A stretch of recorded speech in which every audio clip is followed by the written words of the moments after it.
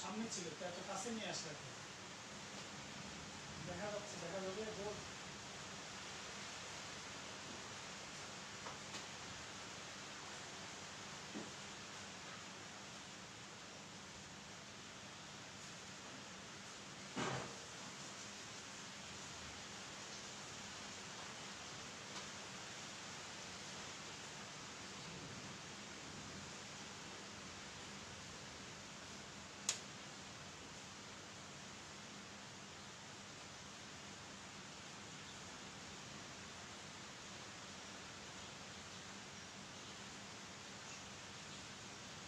ওকে, good afternoon ছেলেমেয়েরা।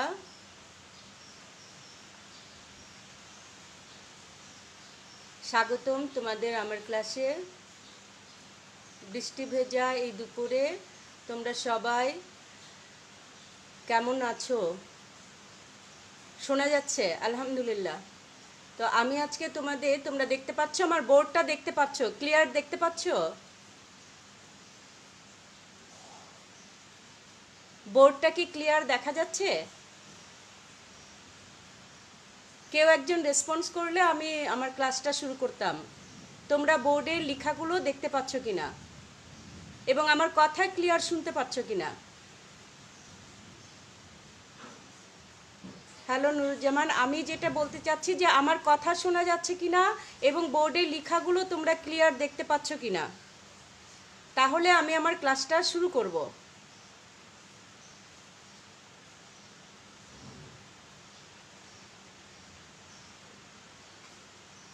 তোমরা শুনতে পাচ্ছ? সব ক্লিয়ার শুনতে পাচ্ছ?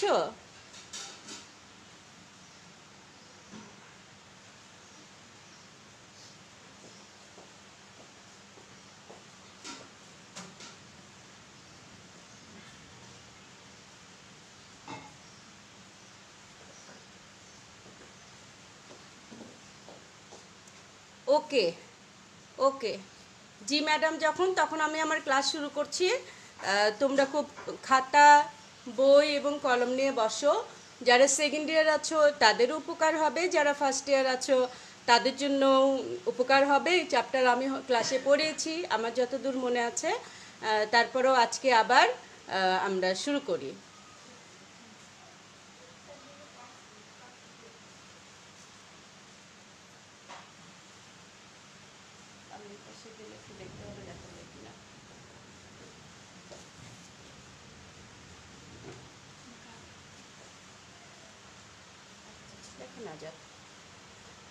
আচ্ছা, আজকে আমরা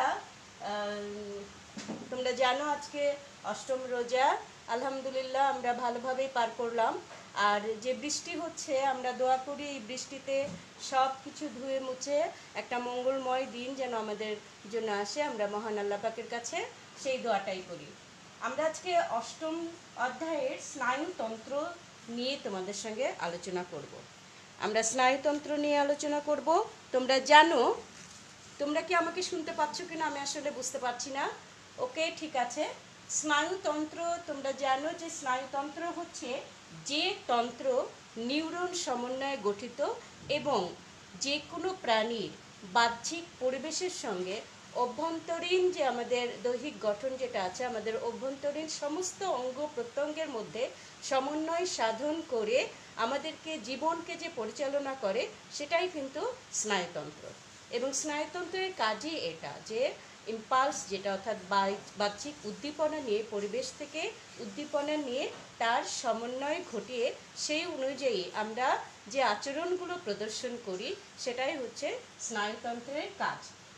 তাহলে আমরা কিন্তু এখন জানলাম স্নায়ুতন্ত্রটা কি এবং স্নায়ুতন্ত্রের কাজ কি। তোমরা নিশ্চয়ই বুঝতে পেরেছ যে স্নায়ুতন্ত্র কি এবং স্নায়ুতন্ত্রের কাজ কি। এবার আসো স্নায়ুতন্ত্রের যে শ্রেণীবিভাগ সেটিতে। তোমরা নিশ্চয়ই খাতা কলম নিয়ে বসেছ। এগুলো বইয়ে থাকলেও যদি আমরা বারবার লিখে সেটা প্র্যাকটিস করি এবং সেটা যদি শিখি তাহলে অবশ্যই আমাদের জন্য মঙ্গল হবে। তোমরা খাতা নিয়ে বসো। তোমরা খাতা নিয়ে বসো এবং তোমরা লেখা শুরু করো। আমি প্রতিটি শব্দ ধরে ধরে যতটুকু পারি আজকের ক্লাসে তোমাদের শেখাবো। স্নায়ুতন্ত্রের প্রধান যে প্রকারভেদ তাকে দেখো। কেন্দ্রীয়, 2 নম্বরটা হচ্ছে প্রান্তীয়, 3 নম্বরটা হচ্ছে স্বয়ংক্রিয়। কেন্দ্রীয়টা কি, এটা নিয়ে কিছু কথা আমি আগেই বলে নিই। কেন্দ্রীয়টা হচ্ছে যে স্নায়ুতন্ত্রের মধ্যে মস্তিষ্ক অর্থাৎ আমাদের ব্রেইন এবং স্পাইনাল কর্ড আছে। ব্রেইন এবং স্পাইনাল কর্ড, সুষুম্না কাণ্ড। স্পাইনাল কর্ডটা কোন দিক দিয়ে গেছে একটু খেয়াল করো। আমাদের যে পৃষ্ঠদেশে ভার্টিব্রিগুলো রয়েছে, যে কশেরুকাগুলো রয়েছে, যার সমন্বয়ে যে আমাদের মেরুদণ্ড গঠিত হয়েছে, সেই মেরুদণ্ডের যে 33টা কশেরুকা আছে, সেই 33টা কশেরুকার ভিতরে যে গ্যাপটা আছে, সেই গ্যাপ দিয়ে আমাদের যে ব্রেইনটা, এরকম ব্রেইনটা, সেই ব্রেইন এইভাবে নেমে চলে গেছে। প্রত্যেকটা কশেরুকার মাঝখান দিয়ে যে গ্যাপটা আছে, সেই গ্যাপ দিয়ে স্পাইনাল কর্ডটা নেমে গেছে। তাহলে মস্তিষ্ক আর স্পাইনাল কর্ড দিয়ে কেন্দ্রীয় স্নায়ুতন্ত্র গঠিত। এরপরে যেটা প্রান্তীয়, প্রান্তীয়টা দেখো, তোমরা দেখতে পাচ্ছ কিনা আমি বুঝতে পারছি না। এই যে আমাদের 33টা যে কশেরুকা রয়েছে, তার প্রত্যেকটার মাঝে একটা করে গ্যাপ আছে। প্রত্যেকটা, প্রথম কশেরুকা আর মস্তিষ্কের মধ্যে, খুলির মধ্যে একটা গ্যাপ, তারপরে দ্বিতীয়টার সঙ্গে গ্যাপ, প্রত্যেকটা গ্যাপ। তাহলে 33টা গ্যাপ আমি পাওয়ার কথা। কিন্তু তোমরা জানো যে আমাদের যে স্যাক্রাল কশেরুকা আছে, লেজের কাছে যে কশেরুকা আছে, সেটা 4টা মিলে একটা হয়। ওখানে আমরা 2টা গ্যাপ কমে যাবে।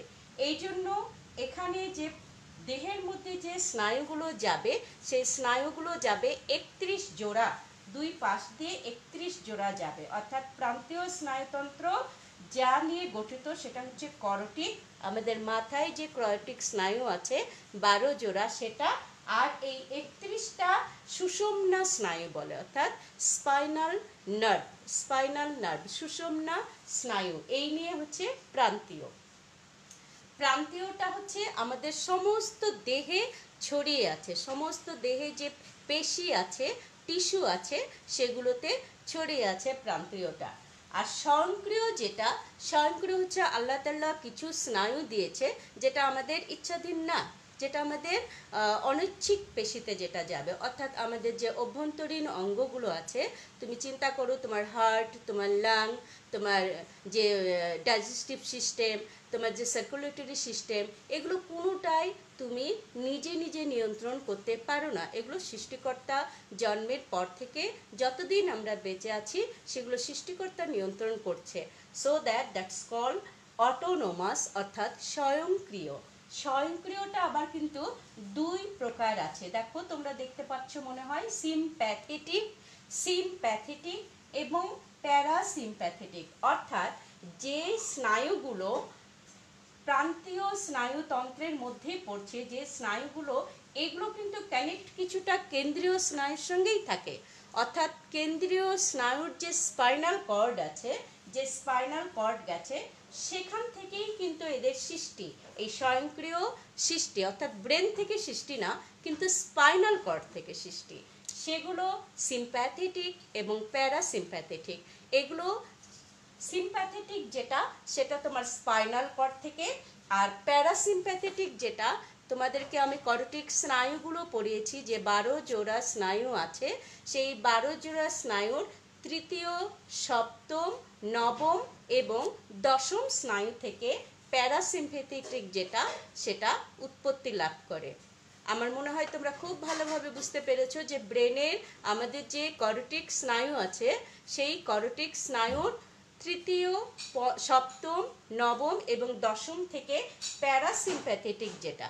এবং সিম্প্যাথেটিক এবং প্যারাসিম্প্যাথেটিক স্নায়ুগুলো কি কাজ করে আমি আগেও বলেছি, আবারও বলছি, যে সৃষ্টি থেকে শেষ পর্যন্ত আমাদের কিছু কার্যক্রম, অভ্যন্তরীণ দেহের যে কার্যক্রম, অর্থাৎ আমরা যে তোমার সঙ্গে যে আমার হার্ট কাজ করছে, আমার সার্কুলেশন হচ্ছে, আমরা খাচ্ছি, আমাদের ডাইজেশন হচ্ছে, আমাদের এক্সক্রিয়েশন হচ্ছে, রেচন হচ্ছে, এই কাজগুলো কিন্তু আমরা নিজেরা এগুলো, হার্টের স্পন্দন কি তুমি নিজে নিয়ন্ত্রণ করতে পারবে না। সেই কাজগুলো করছে এই সিম্প্যাথেটিক এবং প্যারাসিম্প্যাথেটিক। আবার এগুলো কিন্তু তোমার যে আমাদের রিফ্লেক্স অ্যাকশন আছে, সেই রিফ্লেক্স অ্যাকশনের সঙ্গেও জড়িত। আমরা কখনো ভয় পাচ্ছি, আমরা আগুনে হাত পড়ে গেলে সরে নিচ্ছি, এই কাজগুলো কিন্তু এই সিম্প্যাথেটিক এবং প্যারাসিম্প্যাথেটিক স্নায়ুগুলো নিয়ন্ত্রণ করে। এখন সেগুলোর মধ্যে সিম্প্যাথেটিক কোনগুলো? সিম্প্যাথেটিক যেটা যে কোনো জৈব পদার্থের নিঃসরণটাকে বাড়ায়, অর্থাৎ তোমার কোনো কিছু তুমি ভয় পেয়েছো, এটাকে সে বাড়াতে থাকবে। এখন যদি তুমি অনেক বেশি ভয় পেয়ে যাও, তুমি হার্ট ফেল করতে পারো, তোমার নার্ভাস ব্রেকডাউন হতে পারে, সেক্ষেত্রে সাথে সাথে তখন প্যারাসিম্প্যাথেটিকগুলো এরা প্রশমিত করে, এরা সেই জৈব পদার্থগুলোকে দমন করে। এই গেল আমাদের শ্রেণীবিন্যাস। আর এখন যেটা মস্তিষ্ক সুষুম্না কাণ্ড, তারপরে প্রান্তীয়তে গেল করটিক 12 জোড়া এবং সুষুম্না স্নায়ু 31 জোড়া।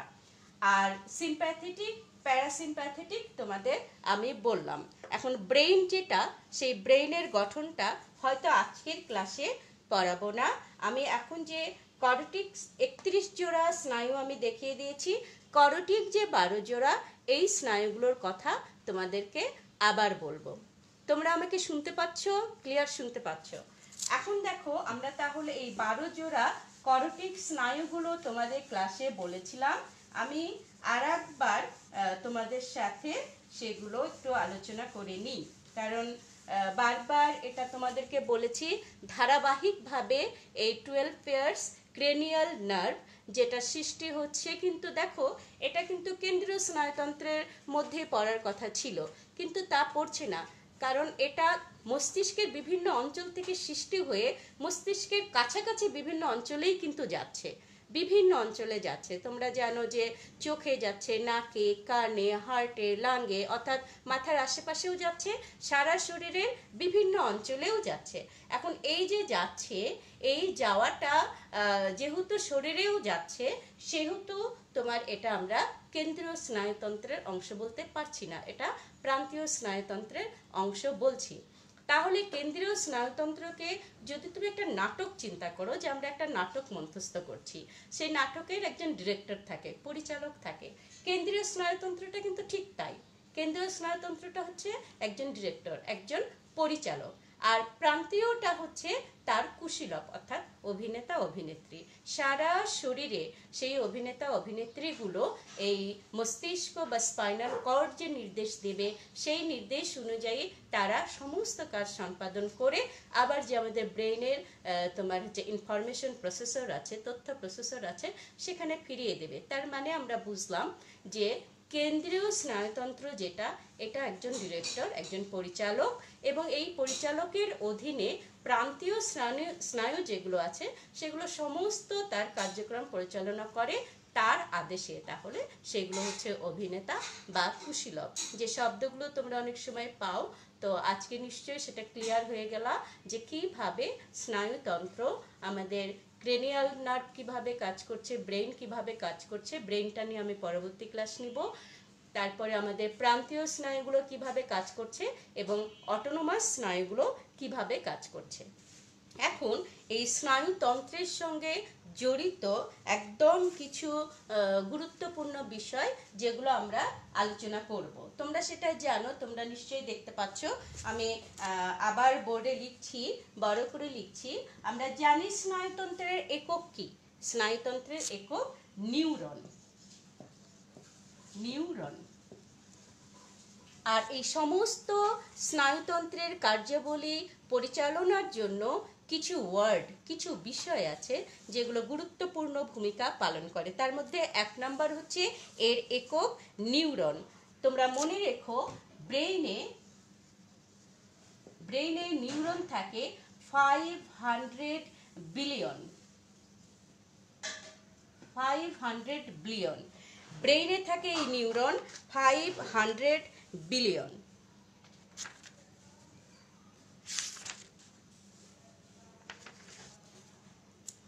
এবং যে স্পাইনাল কর্ড আছে আমাদের, স্পাইনাল কর্ড, এখানে থাকে 13.5 মিলিয়ন। তাহলে বুঝতে পারছো যে কত নিউরন আছে, এবং এই নিউরনগুলো সমস্ত যদি কাজ করে তাহলে কি অবস্থা হবে দাঁড়াও। তোমরা জানো যে আইনস্টাইন, ওনারই তোমার এই নিউরন ব্যবহৃত হয়েছে, ব্রেনের ব্যবহৃত হয়েছে 13%, অনলি 13, কেউ কেউ বলে 15। তাহলে তো সেটা আমাদের যদি সেটা হতো, সব নিউরন যদি কাজ করতো তাহলে সেই কার্যক্ষমতাটা কোন পর্যায়ে যেত। এবং তোমরা মনে রাখবে হিউম্যান ব্রেইন যেটা, সেটা পৃথিবীর শ্রেষ্ঠ কম্পিউটার। এর চেয়ে দামি, এর চেয়ে জটিল এবং এর চেয়ে কার্যদক্ষ কম্পিউটার কিন্তু পৃথিবীতে আর কিছু নাই। কারণ তোমরা নিজেরাই বুঝতে পারছো, পৃথিবীতে যা কিছু সৃষ্টি হচ্ছে সেটা কিন্তু সৃষ্টি করছে মানুষ। সেটা যেহেতু মানুষ সৃষ্টি করছে, সেহেতু তোমরা নিশ্চয়ই বুঝতে পারছো যে আমাদের ব্রেনটা হচ্ছে সবচাইতে দক্ষ, সবচাইতে দামি, সবচাইতে কার্যকরী একটি কম্পিউটার। সুতরাং সেই ব্রেনের বিস্তারিত আমাদের জানতে হবে, সেই ব্রেনের একক যে এবং সেই ব্রেনের সঙ্গে যে কার্যক্রম যে আমাদের নার্ভাস সিস্টেম, তাতে কতগুলো পয়েন্ট আমাদের জানতেই হবে। তার মধ্যে 1 নম্বর হচ্ছে নিউরন। 2 নম্বরে আসে দেখো নিউরোগ্লিয়া। লিখে নাও নিউরোগ্লিয়া। নিউরোগ্লিয়াটা কি? নিউরোগ্লিয়া হচ্ছে যে আমাদের নিউরন যে টিস্যুর দ্বারা সুরক্ষিত থাকে, নিউরনগুলো যে টিস্যুর ভিতর সুরক্ষিত থাকে তাকে বলা হয় নিউরোগ্লিয়া। তোমরা কি বুঝতে পেরেছো? নিউরন তো জানোই যে স্নায়ুতন্ত্রের একক, আর নিউরোগ্লিয়া হচ্ছে নিউরন যে টিস্যুর ভিতর সুরক্ষিত থাকে, ওরা প্রোটেকশন করে তোমার নিউরনকে। তো এটা বুঝতে পেরেছো নিশ্চয়ই, নিউরোগ্লিয়া বলে। এখন সাথে সাথে একটু জেনে নাও নিউরোগ্লিয়ার প্রকারভেদ, নামগুলো। এর চেয়ে বেশি কিছু তোমাদের জানতে হবে না, শুধুমাত্র নামগুলো জেনে নিলেই হবে। যে নিউরোগ্লিয়া আছে সেই নিউরোগুলো কি? অ্যাস্ট্রোসাইটস। 1 নাম্বার হচ্ছে অ্যাস্ট্রোসাইটস, লিখে নাও অ্যাস্ট্রোসাইটস। 2 নাম্বার হচ্ছে অলিগোডেন্ড্রোসাইটস।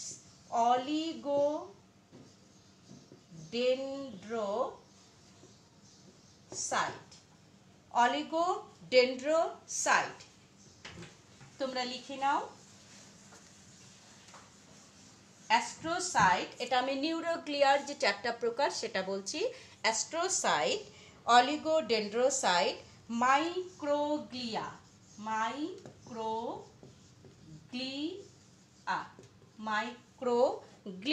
এটা 3 নাম্বার, এবং অ্যাপেন্ডাইমা, APENDYMA, অ্যাপেন্ডাইমা। এই 4 ধরনের নিউরোগ্লিয়া পড়বে। এটা কেন পড়বে, এটা কেন জানা দরকার? ধরো তোমার বহুপদী আসলো, বহুপদীতে যদি বলে যে নিউরোগ্লিয়ার প্রকারভেদ হলো অ্যাপেন্ড্রোসাইটস, অলিগোডেন্ড্রোসাইট, মাইক্রোগ্লিয়া, নিচের কোনটি সঠিক?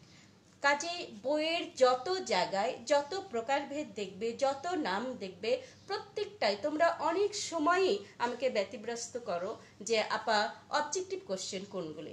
দিজ আর অল, এগুলো সবই অবজেক্টিভ কোশ্চেন, এগুলো সবই তোমার নলেজের কোশ্চেন যে নিউরোগ্লিয়া কি।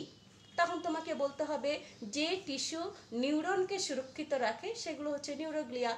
তারপরে যদি তোমার নিউরোগ্লিয়া কোনটি নিউরোগ্লিয়া বলে নামগুলো দিল, সুতরাং এটা অবজেক্টিভেরও কোশ্চেন।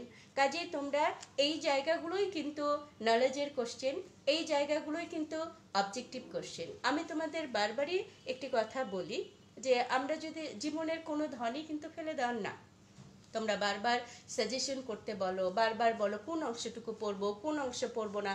আমি কিন্তু বলি বইয়ের প্রথম শব্দ থেকে শেষ শব্দ পর্যন্ত পড়ো।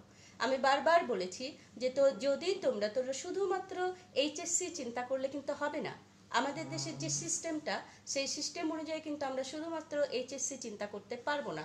আমাদের চিন্তা করতে হবে ভর্তি পরীক্ষা, আমাদের বুয়েট, আমাদের মেডিকেল, পাবলিক ভার্সিটিগুলো সব চিন্তা করতে হবে। সেই চিন্তা করে অন্তত 2-3টা বই পড়া উচিত। সেখানে আমরা যদি একটা বইয়ের প্রথম শব্দ থেকে শেষ শব্দ কিন্তু আমাদের মেমোরাইজ করতে হবে। প্রত্যেকটা নামগুলো আমি বারবার বলেছি, দেখবা যে কালো করে বোল্ড করে দেওয়া আছে যে শব্দগুলো, সেগুলো কিন্তু প্রত্যেকটি একটি করে নলেজের কোশ্চেন। সেগুলো ভালোভাবে শিখবে, এটা তোমাদের প্রতি আমাদের আদেশ এবং অনুরোধ। তোমাদেরকে বারবার আমি বলেছি যে অর্ডার বাই রিকোয়েস্ট, এটা তোমরা কিন্তু প্রত্যেকটা শব্দের সংজ্ঞা জানবে। তোমরা ভাষা জেনে পরীক্ষার খাতায় লিখতে যাও, এটা করবে না। একটা সময় কিন্তু মুখস্থ তোমাকে করতে হবে, খুব ভালোভাবে মেমোরাইজ করে যদি তুমি লেখো, টিচার কিন্তু বুঝে যায় যে হ্যাঁ তুমি সেই জায়গাটা পড়েছো।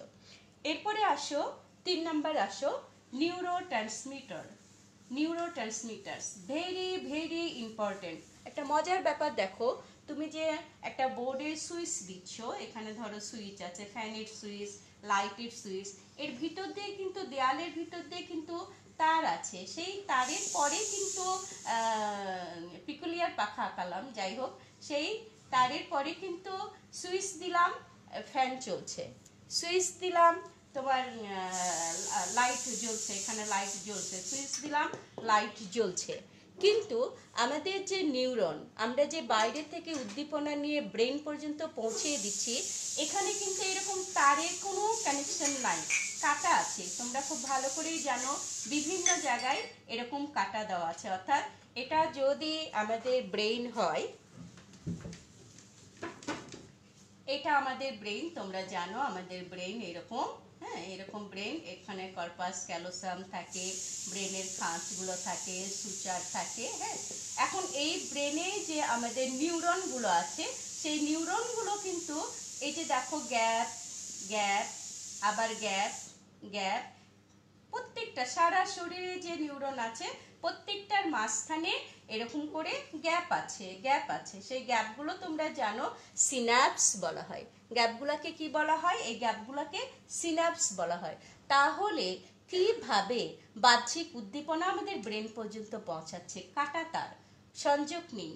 এই জায়গাগুলোতেই যে বিশেষ অণুগুলো থাকে, যে বিশেষ রেসিপ্টরগুলো থাকে, যে কেমিক্যালগুলো থাকে, সেগুলো কিন্তু নিউরোট্রান্সমিটার। আচ্ছা, যে রাসায়নিক পদার্থ সিনাপসের মধ্য দিয়ে আমাদের ব্রেন পর্যন্ত তথ্য বা উদ্দীপনা পৌঁছিয়ে দেয়, সেগুলো হচ্ছে নিউরোট্রান্সমিটার। নিউরোট্রান্সমিটার তোমরা একটু লিখে নাও, লিখে খাতায় লিখে লিখে যখনই পড়বে। অনেক সময় এখন তোমাদের অভ্যাস হয়ে আছে যে বইয়ে আছে পরে পড়ে ফেলবো, এই জিনিসটা করবে না। যখন একজন শিক্ষক পড়াচ্ছেন তখন যদি তুমি খাতা নিয়ে সেগুলো লিখো, তোমার ব্রেন কিন্তু একবার হলেও নক করবে যে হ্যাঁ, এই শব্দটা তুমি লিখেছিলে খাতায়, তোমার শব্দটা কিন্তু অনেকাংশেই জানা হয়ে গেল। তাহলে নিউরো ট্রান্সমিটার শব্দটা আগে লেখো, নিউরো ট্রান্সমিটার।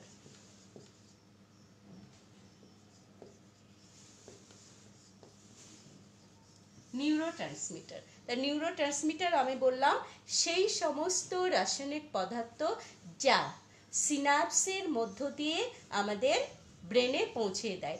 সিনাপস কি আমরা কিন্তু 9-10-এও শিখে এসেছি। সিনাপস হচ্ছে একটা নিউরন আর একটা নিউরনের সংযোগস্থলে গ্যাপ থাকে। দুটো নিউরন কিন্তু একসঙ্গে জোড়া দেয়া থাকে না, নিউরনগুলোর মধ্যে গ্যাপ থাকে। এই যে গ্যাপ, সেই গ্যাপটাকে বলা হয় সিনাপস। সেই জায়গাগুলোতে এই নিউরোট্রান্সমিটার থাকে যেগুলো উদ্দীপনাগুলো আমাদের ব্রেইন পর্যন্ত নিয়ে যায়। এখন এটা লেখো, এটা দুই ধরনের। কেন্দ্রীয় স্নায়ুতন্ত্রের নিউরোট্রান্সমিটার, কেন্দ্রীয় স্নায়ুতন্ত্রের, কেন্দ্রীয় স্নায়ুতন্ত্রের যে নিউরোট্রান্সমিটারগুলো আছে তাদের নামগুলো জেনে নাও। যে সমস্ত নিউরোট্রান্সমিটার কেন্দ্রীয় স্নায়ুতন্ত্রের সঙ্গে জড়িত, তোমরা দেখো ডোপামিন, তোমরা জানো এই ডোপামিন যদি কমে যায় তাহলে আমাদের কিন্তু অ্যালঝাইমার রোগ হয়, অর্থাৎ আমরা স্মৃতি বিস্মৃতি হয়। অর্থাৎ কিছুক্ষণ পরপরই দেখা যাবে আমরা নাম ভুলে যাচ্ছি, বিভিন্ন জিনিসের নাম ভুলে যাচ্ছি। আমাদের অনেকেরই বাবা মা যখন বৃদ্ধাবস্থায় পরিণত হয় তখন তাদের এই ডোপামিনের কারণে তারা কিন্তু স্মৃতির অনেকটাই এলোমেলো হয়ে যায়। আছে তোমার দেখো GABA, GABA, গাবা। এখন গাবাতে কি বলে? গাবাতে হচ্ছে জেনে নাও, গাবা হচ্ছে গামা অ্যামাইনো। এটার পূর্ণ রূপটা তোমরা এখনই শিখে নাও, পূর্ণ রূপটা এখনই শিখে নাও। গাবাতে হচ্ছে gamma amino, AMINO, butyric, butyric, gamma amino butyric acid. এটা কেন্দ্রীয় স্নায়ুতন্ত্রকে নিয়ন্ত্রণ করে। আর কি আছে? গ্লাইসিন, গ্লুটামেট, GLYSIN, গ্লাইসিন এবং গ্লুটামেট। এখন এই প্রত্যেকটারই আমার নাম জানতে হবে। কেন জানতে হবে? ওই যে জিজ্ঞাসা তোমাদের তারই উত্তর, এটা অবজেক্টিভ কোশ্চেন। অর্থাৎ কেন্দ্রীয় স্নায়ুতন্ত্রে কোন নিউরোট্রান্সমিটারগুলো কাজ করে, নিচের কোন নিউরোট্রান্সমিটারগুলো। যখনই আমি তোমাদের বারবার একটা কথা শিখিয়েছি, বইয়ে যে জায়গাগুলোতে একাধিক তথ্য পাবে সেই একাধিক তথ্যগুলো কিন্তু বহুপদী। বইয়ের যে অংশগুলোতে পড়াশোনার কি ফিজিক্স, কি কেমিস্ট্রি, কি বায়োলজি, কি বাংলা, যে জায়গাগুলোতে কোন একটা উত্তরের একাধিক উত্তর পাবে, দ্যাট ইজ বহুপদী, দ্যাট ইজ বহুপদী। কাজে ওই জায়গাগুলো কিন্তু অবজেক্টিভ বহুপদী, অবজেক্টিভের জন্য শিখে রাখবে। তাহলে কেন্দ্রীয় স্নায়ুতন্ত্রের সঙ্গে আমাদের যে নিউরো ট্রান্সমিটারগুলো জড়িত, ডোপামিন, গাবা, গাবাতে হচ্ছে গামা অ্যামাইনো বিটারিক অ্যাসিড, আছে গ্লাইসিন এবং গ্লুটামেট। নিশ্চয়ই তোমরা খাতায় একবার করে লিখেছ। আমার ভালো ছেলেমেয়েরা, যারা ভালো ছেলেমেয়ে তারা অবশ্যই এগুলো খাতায় লিখে লিখে মুখস্থ করবে। তোমরা জানো যে আমরা আশরাফুল মুখলেকাত, সৃষ্টির সেরা জীব, এবং আমাদের অঙ্গ প্রত্যঙ্গের মধ্যে সবচাইতে গুরুত্বপূর্ণ সিস্টেম, সবচাইতে গুরুত্বপূর্ণ অর্গান ব্রেইন এবং নার্ভাস সিস্টেম। সেই নার্ভাস সিস্টেম আজকে তোমাদের আমি চেষ্টা করছি যেন ভালোভাবে তোমরা ভিতরে নিতে পারো। আর একটা হচ্ছে 2 নাম্বার হচ্ছে প্রান্তীয় স্নায়ুতন্ত্রের নিউরোট্রান্সমিটার। প্রান্তীয় স্নায়ুতন্ত্রে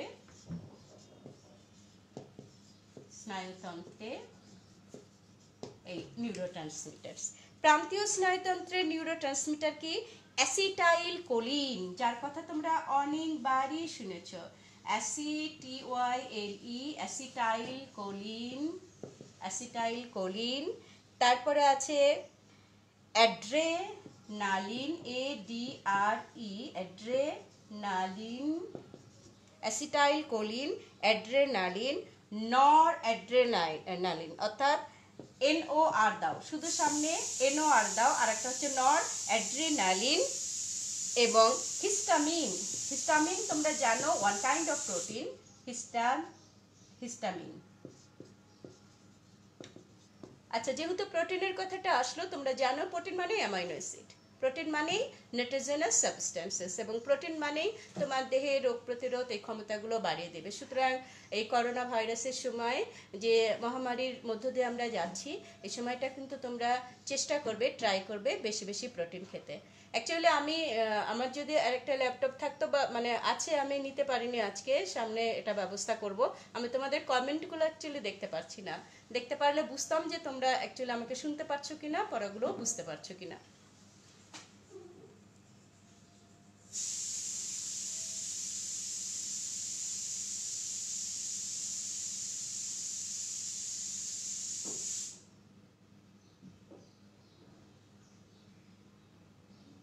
নিউরোট্রান্সমিটারগুলো কমন, আরও 2-1টা নাম এদিক ওদিক তোমরা কোনো বইয়ে পেতে পারো, 2-4টা বই পড়বে। হ্যাঁ, নিউরোট্রান্সমিটার কমন।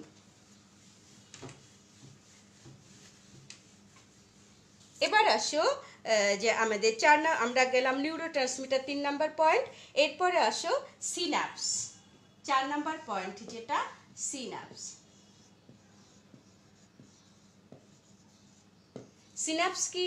এর আগেও তোমাদেরকে বলেছি যে আমাদের যে স্নায়ুতন্ত্রের একক নিউরন রয়েছে, এই নিউরনের গঠন কিন্তু আজকে তোমাদের আমি পড়ালাম না। কেন পড়ালাম না? যে নিউরনের গঠন তোমরা 9-এ, তোমরা 10-এ এতবার পড়েছো যে তো আমি জানি তোমরা এটা জানো, যার জন্য আমি সিনাপসে চলে এসেছি। এখন তারপরেও আমি একটা নিউরনের গঠন দেখাই। তোমরা জানো যে, খুব ভালো করেই জানো যে এটা হচ্ছে কোষদেহ, তারপরে প্রলম্বিত যে অংশ সেটা হচ্ছে এক্সন, হ্যাঁ সেটা হচ্ছে এক্সন, আর এখান থেকে যে সূক্ষ্ম সূক্ষ্ম শাখাগুলো বের হয় সেটা হচ্ছে ডেনড্রন, এটা হচ্ছে নিউক্লিয়াস। এই হচ্ছে, আর এইগুলো হচ্ছে গ্যাপগুলো হচ্ছে র্যান্ডিভারের পর্ব, এটা তোমরা জানো। যেটা আমি বলতে চাই যে এটার সঙ্গে যে আরেকটা নিউরন, ধরো এখানে এক্সন দিয়েও শুরু হতে পারে, এখানে এক্সন দিয়েও শুরু হতে পারে, এখানে কোষ দেহটা থাকলো, আবার এখানে ডেনড্রন দিয়েও শুরু হতে পারে। তাহলে এই যে গ্যাপগুলো, এই যে একটা গ্যাপ দেখতে পাচ্ছ, এই যে একটা গ্যাপ দেখতে পাচ্ছ, এই গ্যাপগুলোই হচ্ছে সিনাপস, এই গ্যাপগুলোই হচ্ছে সিনাপস। এখন তোমার সেই জায়গায় নিউরোট্রান্সমিটারগুলো কিভাবে কাজ করে আমি সেই জিনিসগুলো তোমাদেরকে পড়াবো। এখন যে প্রত্যেকটা নিউরনই যে সিনাপস গঠন করছে সেটা কিন্তু না, কিছু কিছু জায়গায় বাদও পড়ে যাচ্ছে। এখন যে নিউরনগুলো সিনাপস গঠন করে সেই নিউরনগুলোকে কিন্তু বলা হয় pre Synaptic neuron. Pre Synaptic neuron. যে নিউরনগুলো সিনাপস গঠন করে তাকে প্রি সিন্যাপটিক নিউরন বলে। সিনাপস হচ্ছে দুইটি নিউরনের মাঝখানের গ্যাপ। সিনাপস হচ্ছে দুইটি নিউরনের মাঝখানের গ্যাপ। আশা করি তোমরা বুঝতে পেরেছ। এখন যেটা হয়, ধরো এখানে আমি তোমাদেরকে একে বুঝিয়ে দিই, আর পরবর্তী যে নিউরনগুলো এই সিনাপস গঠনে সহায়তা করে তাকে বলা হয় post Synaptic neuron. Post Synaptic neuron. এখন দেখো একটা নিউরনের এইভাবে যে নোড যেটা, অর্থাৎ একটা নিউরন যখন এসে এক্সনের এই নোডগুলা, এই জায়গাগুলো এইরকম করে আমি একে দেখাচ্ছি। এখানে থাকে অনেক ভেসিকল, এগুলোকে ভেসিকল বলে। এগুলোকে মাইটোকন্ড্রিয়া থাকে, ভেসিকল বলে। আর এই যে ঝিল্লি দেখছো, এই ঝিল্লিকে বলা হয় pre Synaptic membrane. Pre Synaptic membrane. এটার সঙ্গে তোমার যে পোস্ট সিন্যাপটিক যে নিউরন আছে, সেই নিউরন যদি একটা আঁকায়, তাহলে এই যে গ্যাপটা, এই গ্যাপটার নাম কিন্তু সিন্যাপটিক ক্রেপ্ট। Synaptic crept. এটা হচ্ছে সিন্যাপটিক ক্রেপ্ট। আমি যে জিনিসটা এখন বোঝাবো তোমাদের, যে কিভাবে এই সিন্যাপটিক ক্রেপ্টের মধ্য দিয়ে স্নায়ু উদ্দীপনা আমাদের ব্রেন পর্যন্ত যায়। Very very very very important. এগুলো ঝিল্লি, এগুলো ভেসিকল, এখানে থাকে নিউরোট্রান্সমিটার, এগুলো, এটা হচ্ছে পোস্ট সিন্যাপটিক তোমার মেমব্রেন, এটা হচ্ছে প্রি সিন্যাপটিক মেমব্রেন। এগুলো হচ্ছে সিন্যাপটিক সিনাপসের একটা গঠন। আমি একটা সিনাপসের কী ধরনের গঠন থাকে সেটা দেখলাম। এখন কোন একটা আবেগ আসলো, উৎপন্ন হলো, হয়ে তোমার এই নবে আসলো একটা আবেগ। অর্থাৎ তুমি তোমার মাকে মিস করছো বা বাবাকে মিস করছো, সেই আবেগটা চলে আসলো এই জায়গাটায়। এসে যে ভেসিকল আছে, এই একদর ভেদ্যতা এত বাড়িয়ে দেয়, এই ভেদ্যতা বাড়িয়ে দেওয়ার ফলে হয় কি, চারপাশ থেকে তরল পদার্থ সহ তোমার ক্যালসিয়াম আয়ন, এই চারপাশের তরল পদার্থ থেকে ক্যালসিয়াম আয়ন এটার মধ্যে প্রবেশ করে। ক্যালসিয়াম আয়ন এটার মধ্যে প্রবেশ করে। এটা হচ্ছে প্রথম ধাপ। অর্থাৎ তোমার আবেগ আসলো, এটার ভেদ্যতা বাড়িয়ে দিল, চারপাশ থেকে ক্যালসিয়াম আয়ন এই ভেসিকলের মধ্যে প্রবেশ করলো। এরপর কি হলো, তোমার এখানে যে মাইটোকন্ড্রিয়া আছে, এই ক্যালসিয়াম আয়নটা মাইটোকন্ড্রিয়া যে আছে, এই যে তোমার মাইটোকন্ড্রিয়া, এই ক্যালসিয়াম আয়ন এই মাইটোকন্ড্রিয়ার একটি এনজাইমকে সক্রিয় করে। আমি আবারও বলছি, একটি এনজাইমকে সক্রিয় করে। সেই এনজাইমটার নাম কি?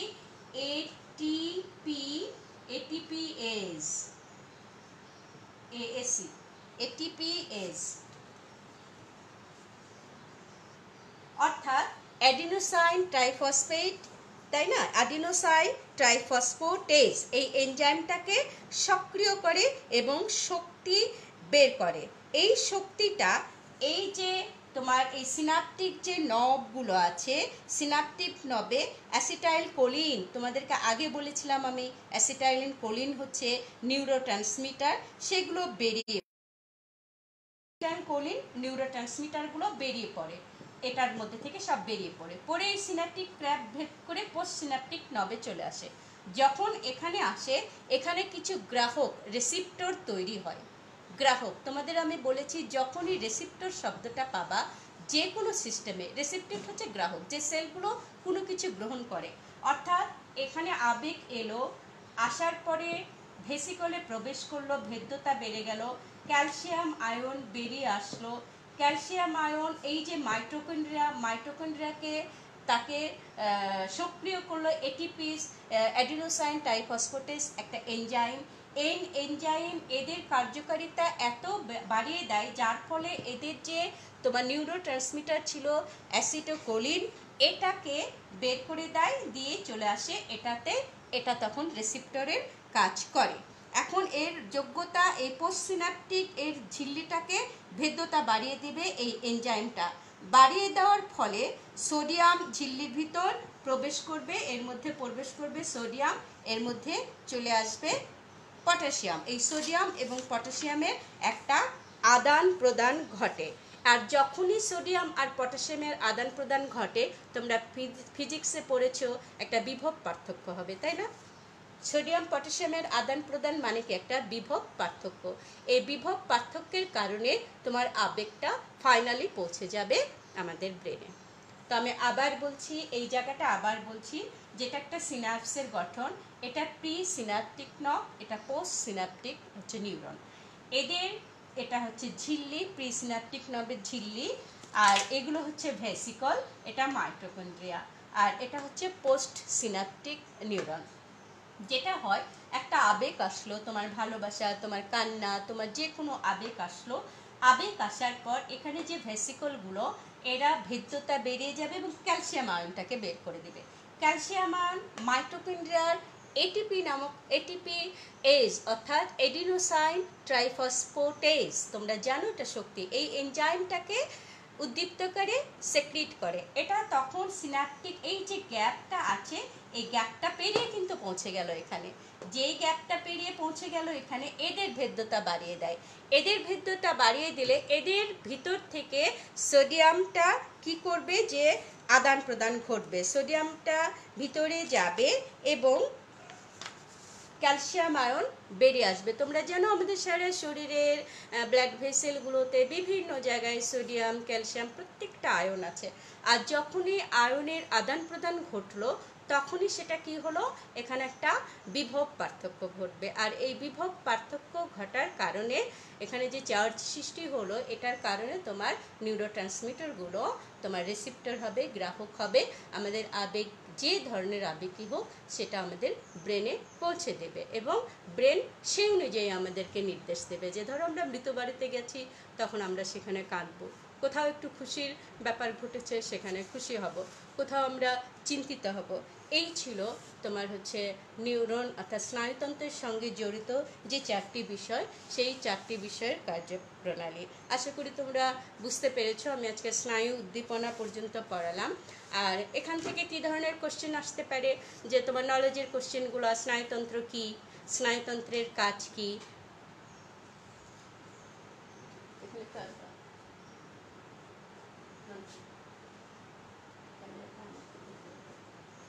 আমাকে দেখা যায় দেখা যাচ্ছে স্নায়ুতন্ত্রের কাজ কি, তারপরে তোমার হচ্ছে ব্রেইন কাকে বলে, তারপরে কিভাবে ব্রেইন কাজ করে, কিভাবে প্রান্তীয় স্নায়ুগুলো কাজ করে, কিভাবে তোমাদের অটোনোমাস স্নায়ু কি, অটোনোমাস স্নায়ু কার সঙ্গে জড়িত। দেখো অটোনোমাস স্নায়ু কিন্তু আমি বলেছি স্পাইনাল কর্ড এবং ব্রেনের যে করটিক স্নায়ুর যে 4টা থেকে 3 নাম্বার, 7 নাম্বার, 9 নাম্বার এবং 8ম নাম্বার থেকে, এবং এটা অনিচ্ছিক যে আমাদের অর্গানগুলো আছে, যেগুলো আমাদের ইচ্ছাধীন না, সেই অর্গানগুলোর কার্যকারিতা পরিচালনা করে। সেই প্রশ্ন, এটা কিন্তু আন্ডারস্ট্যান্ডিং, নট অনলি আন্ডারস্ট্যান্ডিং, এটা অ্যাপ্লাইডের কোশ্চেনও হতে পারে যে কিভাবে অটোনোমাস স্নায়ুগুলো কাজ করে। তারপরে তোমার একটা উদ্দীপক হতে পারে যে তুমি পড়ে গেলে এবং তোমার প্রচণ্ড ব্যথা পেলে, তুমি পড়ে যে প্রচণ্ড ব্যথা পেলে, জাস্ট এই একটা বাক্য দিয়েই কিন্তু তোমার একটা উদ্দীপক হতে পারে। এখন এই যে তুমি ব্যথা পেলে, কিভাবে তোমার ব্রেন সেটা বুঝতে পারলো, ব্যাখ্যা করো। এটা কিন্তু একটা অ্যাপ্লাইডের কোশ্চেন হয়ে গেল, যে তখন কিন্তু তোমাকে ঠিকই চলে যেতে হবে সিনাপসের গঠনে, ঠিকই তোমাকে নিউরোট্রান্সমিটার কীভাবে কাজ করে এবং কিভাবে তোমার এই ব্যথার অনুভূতিটা তোমার ব্রেন পর্যন্ত গেল, সেটা তোমাকে লিখতে হবে। তা আশা করি আজকের ক্লাসে এটুকু তোমরা বুঝতে পেরেছো। আগামী ক্লাস হচ্ছে মঙ্গলবার দিন ঠিক এই সময়, একই সময়। এই চ্যাপ্টারটা আমাদের এত তাড়াহুড়োর কিছু নেই, আমরা এটা যথেষ্ট, তোমরা জানো ব্রেইন আমাদের সমস্ত শরীরটাকে নিয়ন্ত্রণ করছে, তো এই জায়গাটা আমরা ধীরে ধীরে শেষ করব। আমরা প্রত্যেকটা অংশ ভালোভাবে পড়ব। আর তোমরা, আমি বারবারই বলছি, তোমাদের যে বয়স, তোমাদের ঘরে থাকাটাই দেশপ্রেম। এটা আমি বারবার বলছি যে তোমরা ঘরে থাকো, বাবা মাকে হেল্প করো, সৃষ্টিকর্তাকে ডাকো। এখন রমজানুল করিম চলছে, আমাদের মাহে রমজানের রমজানগুলো রাখার চেষ্টা করবে, প্রত্যেকটা রোজা রাখার চেষ্টা করবে, তারাবি আদায়ের চেষ্টা করবে। এটা কোরআন অবতীর্ণর মাস, কোরআন তেলাওয়াত করতে। এবং পাশাপাশি অবশ্যই তোমাদের জন্য which work is best for you, তোমাদেরকে আমি 3 কোশ্চেন করিয়েছিলাম ক্লাসে, গল্পটা করিয়েছিলাম যে তোমাদের জন্য এই মুহূর্তে তোমাদের জন্য সবচেয়ে ইম্পর্টেন্ট কাজ কিন্তু লেখাপড়া। তোমরা লেখাপড়া করবে, ভালো থাকবে, সুস্থ থাকবে, এবং আমরা সবার জন্য, পুরো বিশ্ববাসীর জন্য দোয়া করব এই করোনা মহামারী থেকে মহান আল্লাহ পাক। থ্যাঙ্কস ম্যাম দিয়েছে। এখন তাহলে ফিনিশ দিই না? এখন সামনের ক্যামেরা দেখো তো, দেওয়া যায় কিনা।